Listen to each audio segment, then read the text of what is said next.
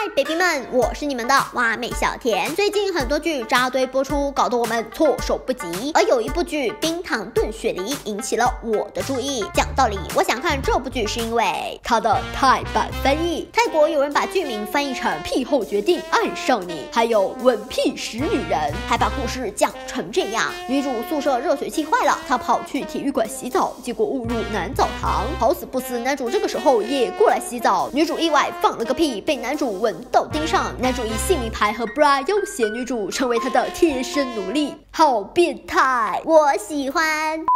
冰糖炖雪梨改编自九小七同名小说，这个作者同时写过《浪花一朵朵》。这部剧的女主是动物医学专业的大学生，特长是收小弟。她身边的朋友都是受过她的保护，被她的侠肝义胆征服，最后臣服于她。为了赚零用，女主在机缘巧合应聘了冰球队队长助理。她的甲方爸爸，也就是我们的男主，冰球队的队长。他看到女主的简历，邪魅一笑，女主就成了他的助理。原来两人是小学同学。女主沉浸在老乡见老乡，两眼泪汪汪的感动里。哇哦，浪漫的爱情故事要开始了吗？不，其实这是一个普法栏目。本应天真无邪的孩童，为何从小遭遇霸凌？白天光鲜亮丽的校草，为何总在深夜噩梦连连？敬请收看《走进科学之拒绝霸凌》。在小学的时候，唐某是受害者李某的同桌，而这成为了李某噩梦的开始。唐某对李某实施长达6年的暴力，比如过肩摔，逼迫李某帮他写作业，威胁李某不准考第1等等，甚至还有女装。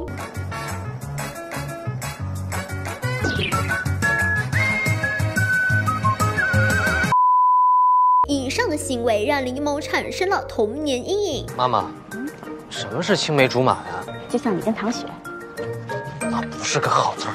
看似柔弱的李某，为了报复唐某，在他的生日送了一只蜘蛛玩具。好可爱！完美温馨提示：拒绝校园霸凌。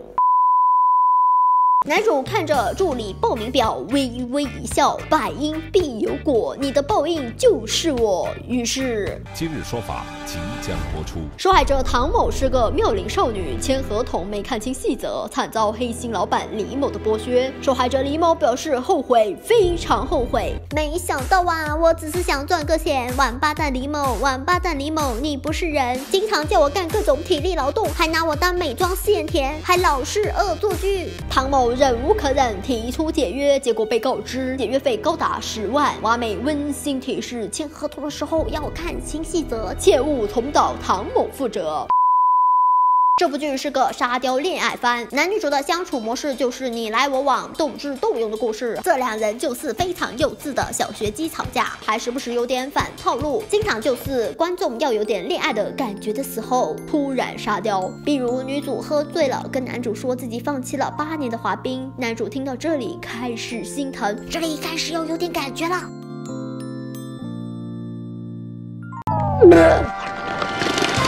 比如男主滑冰的起因是女主，是因为喜欢他才滑冰的吗？哇哦，好浪漫！其实是因为小男主长期受小女主压迫，他看到小女主在溜冰场上一直扑街，他爽到了，所以他爱上了冰场，开启了冰球生涯。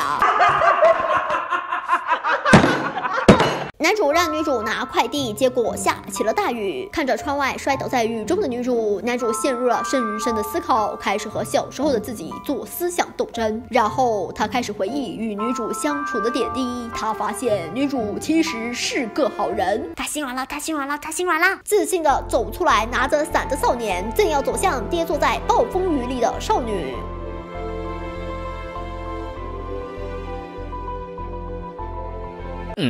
男主被截胡了。比如男主平时看起来像个 B King， 是个非常帅气的小伙，但是意外和女主接吻之后，他一脸娇羞的捂住了嘴巴。这是我的初吻，像个小媳妇一样小步跑开。这个男主还是个醋精，他看到女主抢男二鸡腿的时候，以为女主在欺负别人，他愤怒了，生气的冲上去找女主理论。虽然看起来像是为男二打抱不平，但感觉更像是女主只能欺负他一个人，原来是个抖 M。从那以后，只要看到女主和别的男人在一起，他就失了智。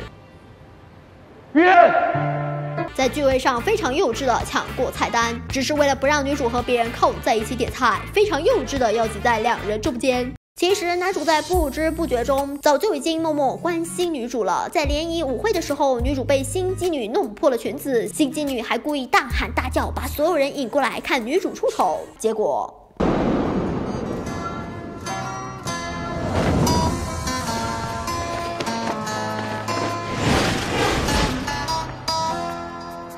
哥，你英雄救美可以，为什么给别人披个外套还要在空中抡一圈呢？你这技术难免让我想起正面表演，行云流水，蛇传声。他郁闷了，开始思索：我怎么会在那么多人面前保护他？难道我喜欢上他了吗？承认吧，你就是个抖 M。他开始追妻火葬场了，因为之前那件事，女主对他产生了不好的印象。男女主目前属于暧昧期，而且男主还面临着强力的竞争对手，比如女主的初恋出现了。当年女主因为跟他告白失败，导致比赛分心，弄伤了腿，从此告别速滑。对女主来说，初恋就是一整个青春。男主听到之后，内心独白是：你的青春竟然有他，没有我，真是个抖 M。还有我们的男二花样滑冰天才，奶萌奶萌的，长得就像一只小绵羊，是一个还在用诺基亚的奇男子。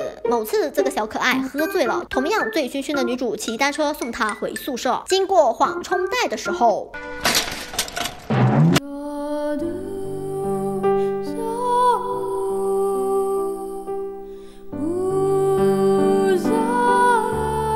完美温馨提示：美酒可以重到，生命不能重来。开车拒酒，幸福永久。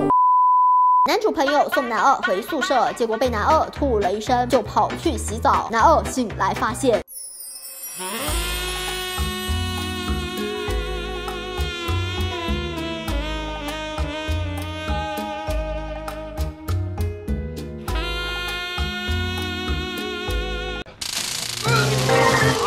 男二出于愧疚，把自己最大的衣服给他穿，结果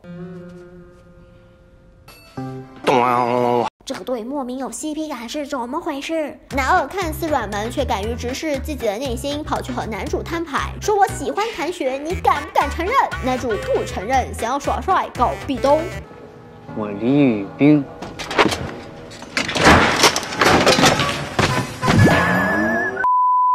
主演是张新成和吴倩，这两位是路人好感度很高的演员。张新成清清爽爽，干干净净，我非常吃小张的校园扮相，简直是我理想中的白衣少年啊！在运动场上对喜欢的女生自信一笑，简直令人心动。小张，你很靓仔，你造吗？男主打完比赛回男子更衣室，打开柜门，发现女主躲在自己的衣柜里。为了保护女主不被发现，他立刻啪的一声关掉柜门，还故意支开走开的队友，这个男友力酥到我了。而且小张的肉体是精瘦型的，哇哦！眼睛咕噜咕噜转的时候，想坏主意的时候特别灵，装 BK 的时候沙雕但不油腻。小张，你有邪性的潜质。喝醉酒诉苦的吴倩妹子让我非常恋爱，女主反攻男主那段我爽到了。这种活泼可爱的少女角色是吴倩妹子的舒适区，轻轻松松拿手就来。小赵默笙依旧是我的心头好，这两人的外形气质真的是无比适合演校园戏。这部剧的制作是香蜜团队，这种甜宠剧对他们来说轻轻松松。童年小剧场很有意思，在男主的回忆里，学校总是破破烂烂、色灰暗、阴郁的；在女主的回忆里，童年学校是阳光明媚的。但是可能剧情对部分观众来说，童年部分生理不适，因为女主对男主的欺负程度算不算霸凌呢？编剧这边不停找补，首先让男主报复了回来，剧情慢慢展开。回忆中，小女主好像又对小男主挺好的，比如男主小时候很内向，完成不了给陌生人讲解博物馆的课外作业，女主就主动帮男主争取机会。还有小混混勒索小男主，小女主就跳出来打跑了小混混。不知道编剧能不能再圆回来一点？好了，今天挖美就讲到这里，你们对冰糖炖雪梨有什么看法呢？最近你们还追了其他剧吗？欢迎在弹幕或者是评论区留言，不要忘了一键3连，关注哇哇哇美，挖美在这里等你哦。